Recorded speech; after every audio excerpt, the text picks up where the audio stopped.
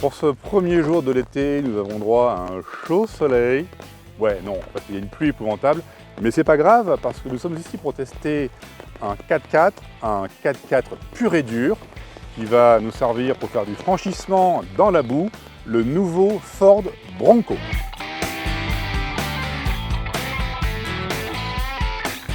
Ce que j'apprécie chez Ford, c'est qu'ils sont très forts pour évoquer des modèles passés. Le premier Bronco est sorti en 66 et pour transposer des éléments vintage dans un look globalement moderne sans tomber dans le néo-rétro. Alors, il y a la Mustang qui fait ça extrêmement bien et je trouve que le Bronco, c'est un petit peu la Mustang des 4x4.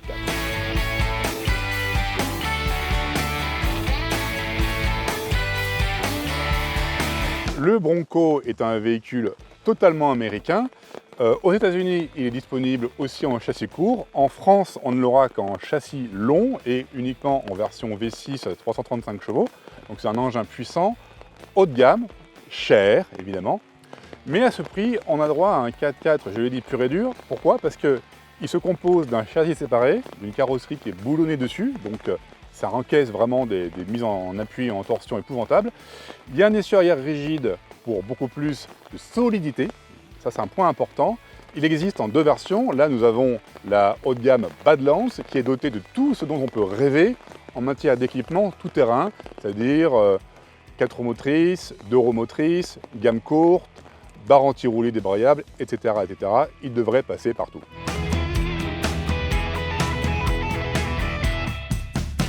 Alors on dirait pas comme ça, mais le Bronco est un petit peu la Jeep de Ford, c'est-à-dire qu'il est entièrement démontable. On peut retirer le toit, on peut retirer les portes.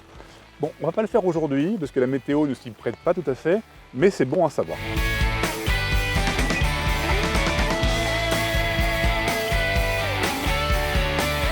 Alors j'aime assez moi l'intérieur du Bronco, ce mélange entre des éléments technologiques avancés comme écran tactile, instrumentation digitale et des formes géométriques assez simples, des plastiques comment dire, rustiques, et c'est très bien parce qu'ils sont solides et lavables à l'eau. Alors aujourd'hui, avec la pluie qui nous tombe dessus, c'est un gros avantage. Autre point sympathique du Bronco, c'est tout son attirail technologique, notamment là il y a une molette pour choisir entre 2 et 4 roues motrices, entre rapport court, rapport long.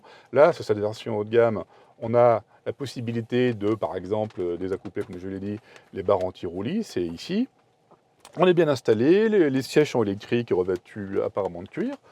On a aussi, évidemment, un toit amovible avec des petites poignées ici. C'est revêtu de feutrine, c'est assez bien fait. Dans l'ensemble, ça fait, je dirais pas haut de gamme, mais comme ce véhicule est vendu 120 000 €, je trouve, avec le malus évidemment, qui est très élevé, bon, je dirais presque qu'on en a pour son argent.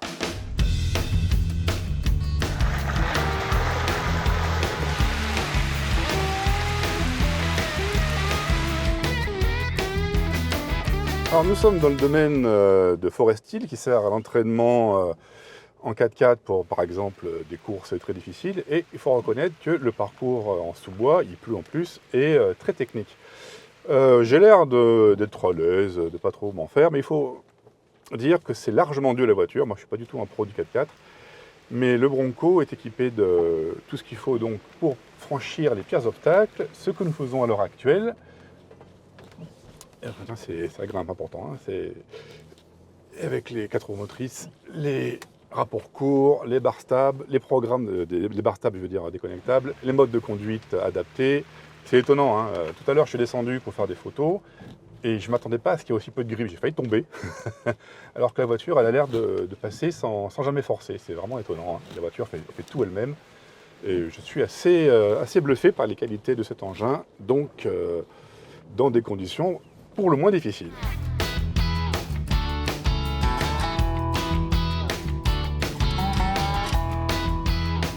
On a l'impression, comme ça en cam, que ça secoue, mais les amortisseurs sont à chambres séparées sur ce véhicule, donc finalement le confort, même dans ces conditions, est relativement préservé, c'est assez étonnant. Donc les capacités du Bronco dans cette version haut de gamme sont bluffantes, mais moins que sa facilité en fait.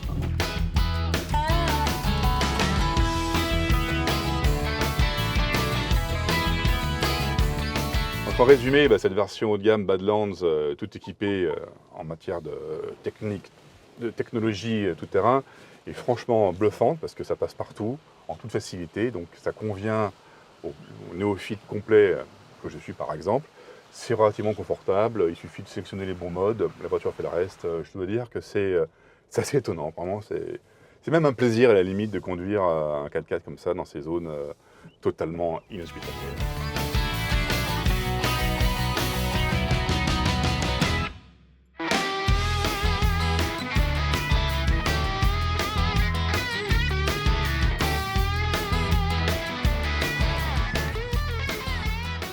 Après le tout-terrain, la route, et pour ce faire, nous avons un Bronco version d'entrée de gamme, si on peut dire, parce que ça reste très cher. La Outer Banks, qui a moins d'équipement tout-terrain que l'autre, mais qui se comporte plus que décemment sur route. Alors, évidemment, il faut garder à l'esprit qu'on a affaire à un gros 4x4, un gros tout-terrain avec un essieu arrière rigide, donc c'est pas un scalpel, mais il y a du grip, donc c'est très sûr à conduire. La tenue de route est vraiment pas à remettre en question, c'est plutôt bien équilibré. Il y a un petit peu de mouvement de galop de temps en temps, ça percute un peu sur les aspérités, mais rien de méchant. Comme là tout est amovible, il y a quelques craquements, quelques bruits d'air, mais là ça reste dans des proportions très raisonnables.